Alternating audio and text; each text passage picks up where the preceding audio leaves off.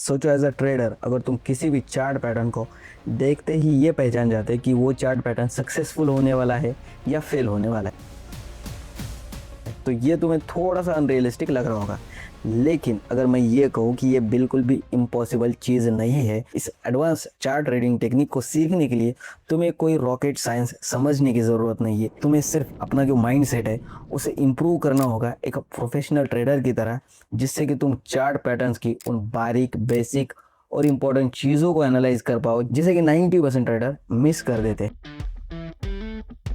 और इस टेक्निक को सीखने के लिए हम 5 ट्रेडर्स का एग्जांपल लेंगे और उन ट्रेडर्स को एनालाइज करेंगे, जिससे कि आप ये चार्ट ट्रेडिंग टेक्निक बहुत ही ज़्यादा आसानी से सीख पाए। ठीक है, तो इमेजिन करो कि चार्ट के ऊपर ना 2 सपोर्ट्स हैं। ठीक है, सपोर्ट 1, सपोर्ट 2। मार्केट ऊपर से नीचे आ रहा है, उसने फर्स्ट सपोर्ट को ब्रेक कर दिया और यही चीज़ नोटिस करता है हमारा फर्स्ट ट्रेडर, जिसका नाम है रवि। ठीक है, तो जैसे ही फर्स्ट सपोर्ट को ब्रेक करता है मार्केट, तो रवि यहाँ पर शॉर्ट का ट्रेड ले लेता है और फिर मार्केट और नीचे चला जाता है और मार्केट पहुंचता है अपने दूसरे सपोर्ट के पास। ठीक है, और जैसे मार्केट अपने दूसरे सपोर्ट के पास चला जाता है, तो यहाँ पर एंट्री होती है हमारे सेकंड ट्रेडर की, जिसका नाम है आतिश। तो वो ये देखता है कि एक अच्छा खासा सपोर्ट है, तो मार्केट यहाँ से सपोर्ट लेकर ऊपर चला जा सकता है, तो वो यहाँ पर लॉन्ग का ट्रेड लेता है और मार्केट फिर से ऊपर चला जाता है। अब मार्केट उस पॉइंट पे पहुंचता है जहां से रवि ने मार्केट में शॉर्ट की एंट्री ली थी, और जब मार्केट इस पॉइंट पे पहुंचता है तो अब एंट्री होती है हमारे थर्ड ट्रेडर की, जिसका नाम है सतीश। ठीक है, तो वो देखता है कि मार्केट जो है अब उस पॉइंट पे है जहां पर उसने पहले सपोर्ट को ब्रेक किया था, और मार्केट अगर उसी पॉइंट के पास आया है तो हो सकता है कि सपोर्ट बिकम रेजिस्टेंस हो जाए और मार्केट यहाँ से फॉल कर दे, और यहाँ पर सतीश भी शॉर्ट का ट्रेड ले लेता है। मार्केट नीचे चला जाता है और मार्केट अब फिर से उसी दूसरे सपोर्ट के पास आता है। अब हमारे चौथे ट्रेडर की एंट्री होती है, जिसका नाम है कपिल। ठीक है, तो वो देखता है कि मार्केट ने पहले भी इस सपोर्ट से एक अच्छा खासा रिएक्शन दिया था, तो वो इस सपोर्ट के ऊपर एक लॉन्ग का ट्रेड करता है। लेकिन जो सपोर्ट है वो आतिश और कपिल को सपोर्ट नहीं करता और नीचे चला जाता है, जिससे कि उनके एसएल हिट हो जाते हैं और वो मार्केट से बाहर हो जाते हैं। लेकिन मार्केट ऐसा क्यों करता है?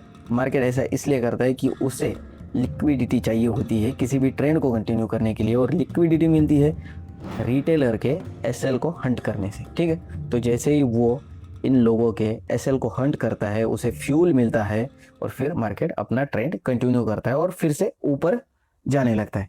जब ये सब कुछ हो रहा होता है तो तभी रवि और सतीश इस सारी चीज़ को एनालाइज करते हैं और वो देखते हैं कि यहाँ पर एक डबल बॉटम जैसा फॉर्मेशन हो रहा है, तो हो सकता है कि उनका भी एसएल हिट हो जाए, उनका भी लॉस हो जाए। तो मार्केट जैसे ही ऊपर आता है उनके ब्रेक इवन के पास, तो वो अपना जो ट्रेड है उसे स्क्वायर ऑफ कर देते हैं, और जब वो अपने ट्रेड को स्क्वायर ऑफ कर देते हैं, पहले वो सेलर थे, ठीक है, उन्होंने शॉर्ट का ट्रेड किया था।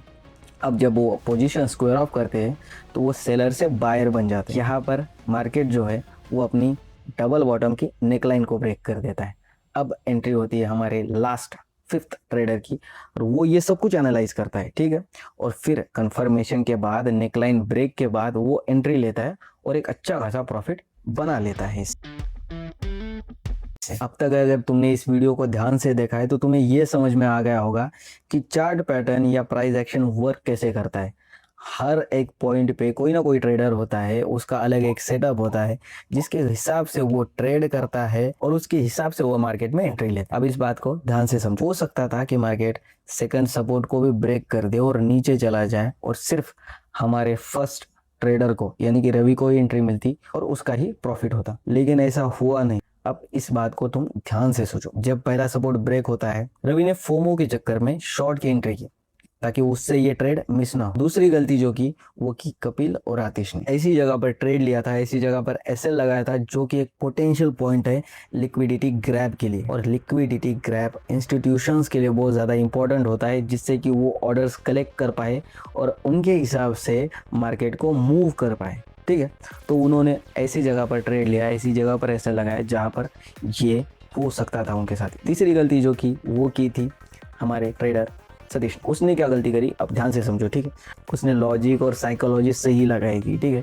तो मार्केट ने सपोर्ट को ब्रेक किया है, अब सपोर्ट बिकम रेजिस्टेंस होगा और मार्केट शॉर्ट जाएगा, या फिर मार्केट जो है वो रिट्रेसमेंट की फेज़ में था, वहाँ से मार्केट नीचे जा सकता था। लेकिन जब मार्केट ने लिक्विडिटी ग्रैब की और फिर नए फॉर्मेशन के लिए मार्केट जब निकल गया डबल बॉटम के, तब उसने उस चीज़ को समझा नहीं, उस टाइम उसने रिएक्ट नहीं किया और अपना जो ट्रेड है उसको स्क्वायर ऑफ नहीं किया, जबकि वो कर सकता था और प्रॉफिट बना सकता था, लेकिन उसने वो किया नहीं, उसने उसको एनालाइज नहीं किया और जब मार्केट और ज़्यादा ऊपर आ गया तो फिर उसको एसएल देना ही पड़ा। ठीक है, अब बात करते हैं गणेश ने कौन सी ऐसी चीज़ें की जिसकी वजह से वो एक प्रॉफिटेबल ट्रेडर बन पाए। पहली बात, उसने रवि के जैसा फोमो के चक्कर में ट्रेड नहीं किया। दूसरी बात, उसने मार्केट को अपना बेस बनाने का टाइम दिया, सपोर्ट बनाने का टाइम दिया, लिक्विडिटी ग्रैब करने का टाइम दिया। तीसरी बात, उसने विदाउट कॉन्फर्मेशन ट्रेड नहीं किया। जब सतीश और रवि का एसएल हिट हुआ, वो सेलर से बायर बने और एक कॉन्फर्मेशन वाली कैंडल मिली, तभी उसने ट्रेड में एंट्री की। अब इसके बाद ना और ज़्यादा इंपॉर्टेंट चीज़ आती है। ठीक है,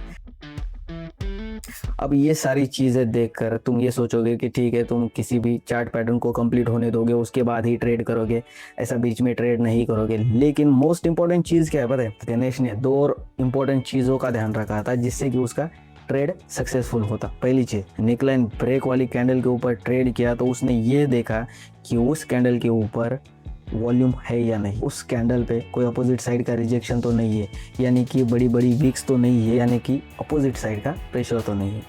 उसके बाद उसने ये कंफर्म किया कि जब वो ट्रेड ले रहा है, जो भी उसको रिस्क टू रिवॉर्ड रेशो चाहिए, चाहे वो 1:2 का हो या 1:3 का हो, तो उसके आसपास या उसके बीच में कोई भी मेजर रेजिस्टेंस नहीं आना चाहिए उसके टारगेट के अंदर। अगर टारगेट के अंदर कोई मेजर रेजिस्टेंस लेवल आ जाता तो उसको वो टारगेट मिल नहीं पाता। तो उस चीज़ के लिए उसने वो भी चेक किया। किसी भी चार्ट पैटर्न को सक्सेसफुली ट्रेड करना है तो उसके रूल को फॉलो करने पड़ेगा, उसके पीछे की साइकोलॉजी समझनी पड़ेगी, पूरा एनालाइज करना पड़ेगा, और तभी उसके बाद तुम्हें उसके ऊपर ट्रेड लेना है जिससे कि तुम एक प्रॉफिटेबल ट्रेडर बन पाओ या फिर उस चार्ट पैटर्न को अच्छे से ट्रेड कर पाओ जिससे कि उससे तुम प्रॉफिट बना पाओ। तो आज के लिए इतना ही। आई होप कि ये वीडियो आपके लिए कुछ वैल्यू ऐड कर पाई। अगर की है तो वीडियो को लाइक करना, और अगर कुछ डाउट है तो कमेंट में ज़रूर पूछना, मैं उसका ज़रूर आंसर करूँ।